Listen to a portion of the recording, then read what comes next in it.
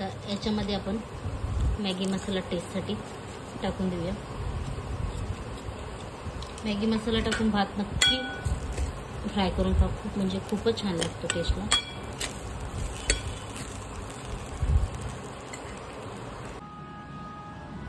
मित्रांनो, आज मी बनवणार आहे मॅगी मसाला टाकून भात मस्तपैकी फ्राय करायचा। तर मुलासाठी करत होते, त्याला खूप आवडतो मॅगी मसाला, तर बोलले तुमच्याशी शेअर करा। त्यासाठी मॅगी मसाला, थोडासा कोबी होता घरामध्ये तो घेतलाय, थोडासा लसूण, कांदा, जिरे, हिरवी मिरची आणि कढीपत्ता। चला आपण झटपट मॅगी मसाला टाकून भात फ्राय करून घेऊया।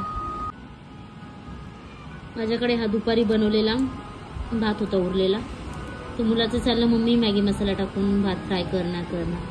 तर चला करूया। कोबी बारीक चिरून घेतलेला आहे, लसूण ठेचून घेतला, कांदा कापून घेतलेला आहे आणि हिरवी मिरची घेतलेली आहे। याच्यामध्ये थोडासा आवाज येतोय, बाजूला आमच्या बर्थडे चालू आहे, मस्त बाबासाहेबांचे गाणे लागलेले, तर थोडा थोडा आवाज येतोय त्याच्यामध्ये। राईस फ्राय करायसाठी तेल टाकलेले, त्याच्यामध्ये आता जिरे टाकून घेऊया। जिरे मस्त तडतडले तर त्याच्यामध्ये आता आपण लसूण टाकून घेऊया।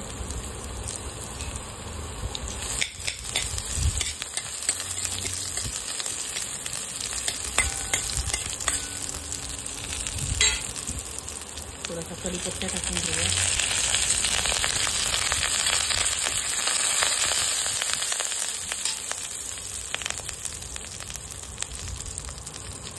थोडीशी कटिंग केलेली मिरची आणि कांदा याला मोकळा करून टाकूया। तसं कापलेलं ते कसं फ्राय, आणि याला आपल्याला फ्राय करून घ्यायचं।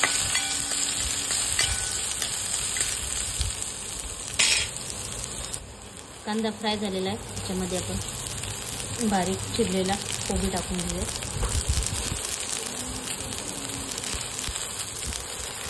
तिला 2 मिनिटं फ्राय करूया।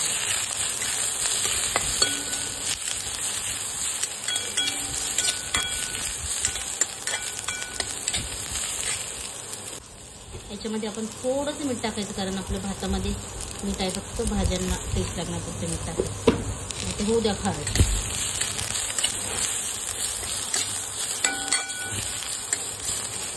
त्याच्यामध्ये आपण आपला शिजवलेला भात टाकून घेऊया।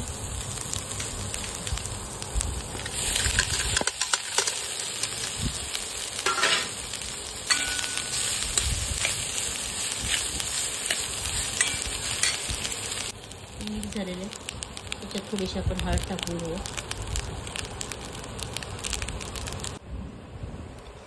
आता याच्यामध्ये आपण मॅगी मसाला टेस्टसाठी टाकून देऊया।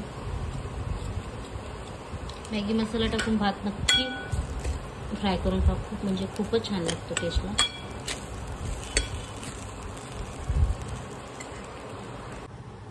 भात मस्तपैकी फ्राय झालेला आहे।